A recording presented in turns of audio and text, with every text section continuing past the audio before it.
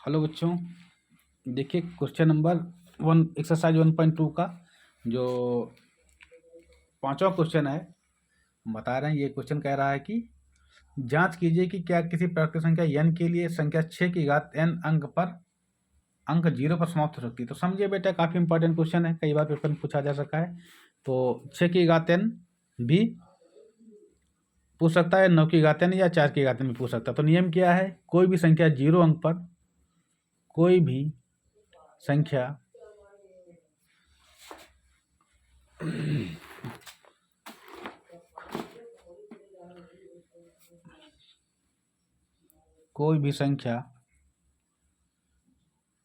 कोई भी संख्या 0 अंक पर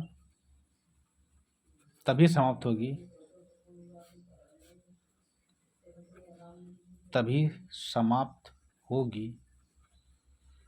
कोई भी संख्या 0 अंक पर तभी समाप्त होगी जिसके अभाज्य गुणनखंड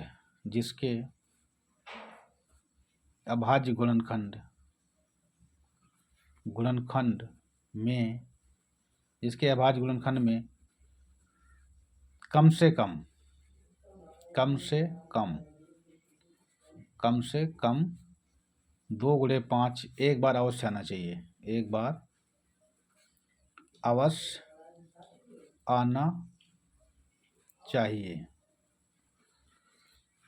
अवश्य आना चाहिए। जैसे अब 6 का गुणनखंड करते हैं। 6 का गुणनखंड करने पर 6 का गुणनखंड करो बेटा। कैसे करेंगे? 6 बराबर, या ऐसे लिख लो, 6 का करो 2 से, 2 3 6, 3 1 कम 3। अब देखो इसमें 6 के गुणनखंड में कितना 2 गुणा 3 आ रहा है ना, 5 तो नहीं आ रहा। कम से कम हमने कहा कि 5, कम से कम 2 गुना 5 एक बार अवश्य आना चाहिए। यहाँ पे 3 आ रहा है, 2 तो आ रहा लेकिन 5 नहीं आ रहा था। ये अतः जो है ये क्या कहते हैं, 0 अंक पर समाप्त नहीं होगी। क्यों? क्योंकि ये अभाज्य गुणनखंड इसके 2 गुणे 3 आ रहा है, 2 तो आ रहा लेकिन 5 नहीं आ रहा। कम से कम कहने का मतलब 2 गुणे 5 एक से 2 बार हो जाए तो ठीक है, लेकिन कम से कम एक बार तो होना ही चाहिए। ठीक है बेटा? तो क्या लिखें? अतः हम कह सकते हैं, अतः 6 के अभाज्य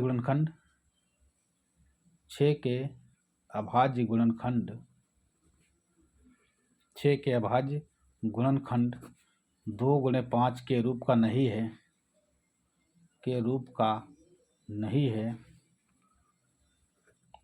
2 गुणे 5 के रूप का नहीं है। अतः यह संख्या 0 पर समाप्त नहीं होगी। अतः यह संख्या 0 पर समाप्त नहीं होगी किसी भी प्राकृतिक संख्या n के लिए, किसी भी प्राकृतिक संख्या n के लिए। ठीक बेटा, यही आंसर हो गया। अगला क्वेश्चन देखते हैं क्या कह रहा है। क्वेश्चन हमारा ये हो गया, कह रहा है व्याख्या कीजिए कि 7 गुणे 11 गुणे 13 प्लस 13 और 7 गुणे 6 गुणे 5 गुणे 4 गुणे 3 2 1 प्लस 5 भाज्य संख्याएं क्यों हैं।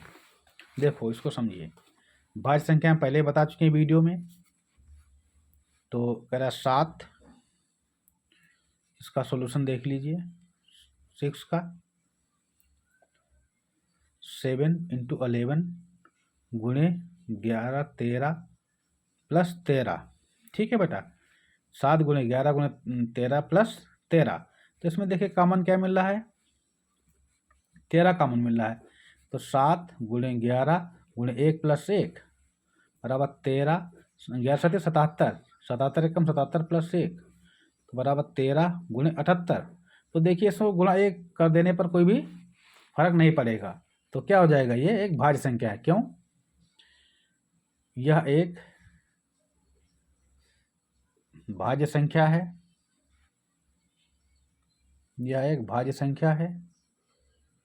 भाज्य संख्या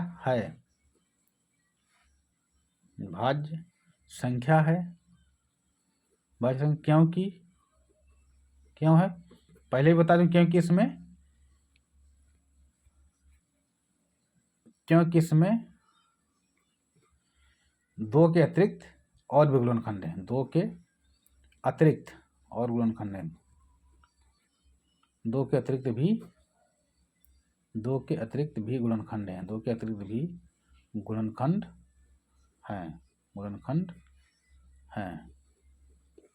दो के अतिरिक्त भी गुणनखंड हैं।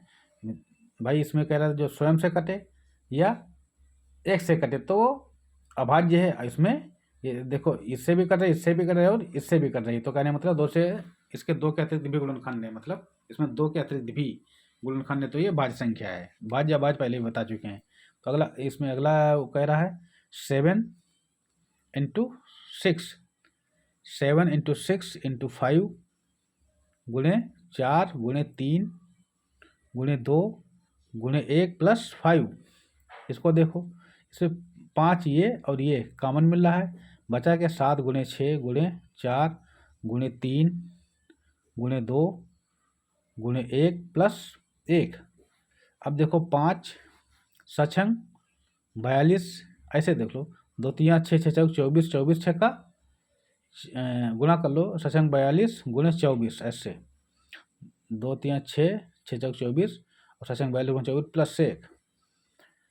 तो देखो कितना आ रहा है गुणा करने पे, गुणा तो कर ही सकते हो बेटा आप लोग, बहुत आराम से गुणा कर सकते हैं, गुणा कोई कठिन नहीं होती है। अब तो टोटल कितना आएगा, 5 गुणे 42 से गुणा कर लेते हैं यहाँ पे, या ऐसे कर लो, जरूरत नहीं गुणा करने की, ऐसे मुझवानी कर लो, 24 दूना 48 हासिल 4, 24 चक्कू 96, 96 4 100 + 1, तो हो जाएगा 5 गुणे 1009। ठीक, गुणा 1 इसमें ही करते हैं क्योंकि इसमें भी वही चीज़ है, यही प्रोसेस सेम लिख देते हैं कि यह एक भाज्य संख्या है क्योंकि इसमें दो के अतिरिक्त भी गुणनखंड है। बस यही आंसर हो जाएगा इसका, यही आंसर हो गया। अगला क्वेश्चन देखते हैं, क्वेश्चन नंबर 7, इस प्रश्नावली का लास्ट क्वेश्चन है।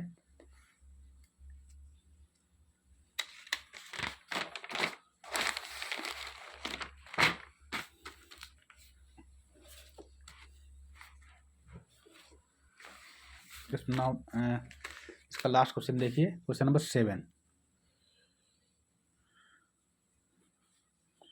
उसका हल देखिए बेटा। कह रहा है, देखिए क्या कह रहा है, कह रहा है कि किसी खेल के मैदान के चारों ओर वृत्ताकार पथ है, इस मैदान का एक चक्कर लगाने में सोनिया को 18 मिनट लगते हैं, जबकि इसी मैदान का एक चक्कर लगाने में रवि को 12 मिनट लगते हैं। मान लीजिए वे दोनों एक ही स्थान पर और एक ही समय पर चलना प्रारंभ करके एक ही दिशा में चलते हैं, तो कितने समय बाद वे पुनः प्रारंभिक स्थान पर मिलेंगे। तो कह रहा है कि किसी खेल के मैदान के चारों, मैदान के चारों वृत्ताकार पथ है ये इस तरह का। मान लेते हैं यहाँ पर शुरू करते हैं, ये इधर से चलते हैं, ये राउंड में घूमते हैं, ठीक है। तो कह रहा चक्कर लगाने सोनिया को 18 मिनट लगते हैं, सोनिया को ये कह रहा सोनिया को 18 मिनट, और रवि है उसको 12 मिनट लगते हैं। तो कह रहा न्यूनतम की बात कर रहा, क्योंकि यहाँ पर न्यूनतम की बात करें, कम से कम देखो चक्कर लगाएं तो दिन में चक्कर लगाते हैं, यदि पूरा दिन घूमेंगे बेटा तो पूरा दिन घूमे तो कई बार मिलेंगे, तो कम से कम एक ही बार मिलने के देखा जाए तो एक बार में कितना समय, न्यूनतम कितना समय लगेगा। तो न्यूनतम के लिए हमारा देखा जाए क्या होता है, 18 12 का एलसीएम निकालते हैं, 18 12 का एलसीएम न्यूनतम के लिए, तो निकाल लो। 18 क्या हो जाएगा, 2 से काटो 2 9 18, फिर 3 से काटो 3 3 9, 3 3 9, फिर 3 से काटो 3 1 3, तो 18 का क्या हो जाएगा, 18 बराबर 2 गुणा 3, और इससे इसका देखो 12 का 12 का देखो, 2 छंग 12, 2 से 2 6, 3 1 3, तो 12 का हो जाएगा 2 गुणे 2 गुणे 3। तब इसका एलसीएम निकालो, एलसीएम ये देखो कॉमन दोनों में है 2, ये छूट रहा है इसको लिख लेते हैं, ये कॉमन है 3, ये छूट रहा है इसको लिख लेते हैं। तो 2 दूनी 4 3 12, 12, 2 दूनी 4 3 12, 12 3 36, तो लिख देते हैं अतः 36 मिनट बाद वे पुनः प्रारंभिक था। अतः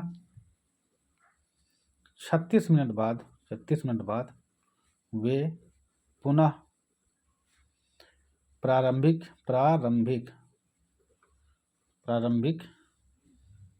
स्थान पर मिलेंगे। ठीक बेटा, बस यही आंसर होगा। ये प्रश्नावली खत्म हो गई है। यदि हमारा वीडियो पसंद है तो लाइक शेयर सब्सक्राइब जरूर कर दीजिएगा। Thank you.